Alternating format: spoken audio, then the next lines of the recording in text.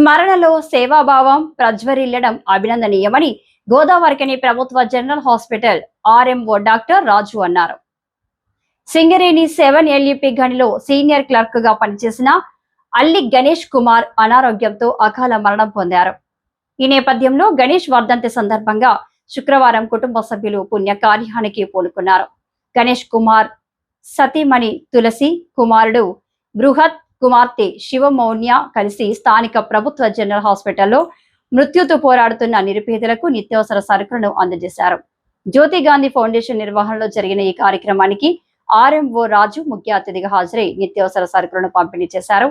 సేవా కార్యక్రమాన్ని నిర్వహించిన గణేష్ కుటుంబ సభ్యులను డాక్టర్ రాజు అభినందించారు. గాంధీ ఫౌండేషన్ కి కృతజ్ఞతలు. ఎందుకంటే మా గవర్నమెంట్ హాస్పిటల్లో మా పేషెంట్లను కి ఆర్థిక సాయం కావచ్చు, ప్లస్ నిత్యావసర సరుకులు పంపిణీ కావచ్చు, ఇవి చేసినందుకు మీకు అందరికి జ్యోతి గాంధీ ఫౌండేషన్ గారికి, ముఖ్యంగా గాంధీ గారికి కృతజ్ఞతలు అండ్ ధన్యవాదాలు కూడా. సో ఇక్కడ ఏంటంటే ఇక్కడ ఉన్న వాళ్ళంతా పూర్గా ఉంటేనే గవర్నమెంట్కి వస్తారు. సో మేము కూడా మిడిల్ క్లాస్ నుండి వచ్చాం కాబట్టి మాకు బాధలు తెలుసు. సో అందువల్లనే ఈ స్వచ్ఛంద కార్యక్రమాల్లో పార్టిసిపేట్ చేయాలి అండ్ తమ వంతుగా పే బ్యాక్ టు సొసైటీ, అంటే మన వంతు మనము సంపాదించిందిలో ఎంతో కొంత మళ్ళీ మన వాళ్ళకి ఇవ్వాలి అనే ఉద్దేశంతో నాకు ఉంటుంది.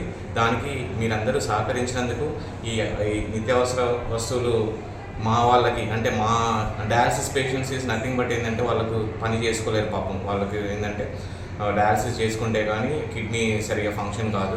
సో కంప్లీట్లీ ఇంటి మీద డిపెండ్ అవుతారు. వీళ్ళందరికీ సహాయం చేస్తున్నందుకు మీకు మీ కుటుంబ సభ్యులందరికీ ధన్యవాదాలు కోరుకుంటూ, అండ్ తులసి గారికి ఎవరైతే స్పాన్సర్ చేశారో వాళ్ళందరికీ ఆ డాక్టర్ వారికి, యాక్చువల్లీ ఆ డాక్టర్ అయినారని చెప్తున్నారు కదా, వాళ్ళ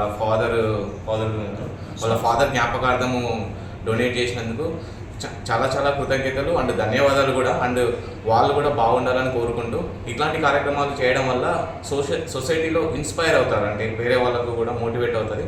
ఇలాంటి కార్యక్రమాలు చేయాలి, ఇంకా మిగతా వాళ్ళు కూడా చేయాల్సిందిగా నా మనవి. ఫౌండేషన్ కార్యనిర్వాహకుడు దయానంద్ గాంధీ ఆధ్వర్యంలో జరిగిన కార్యక్రమంలో పలు పక్షాల బాధ్యులు కృష్ణ, అన్వర్, రంగు తిరుపతి తదితరులు పాల్గొన్నారు.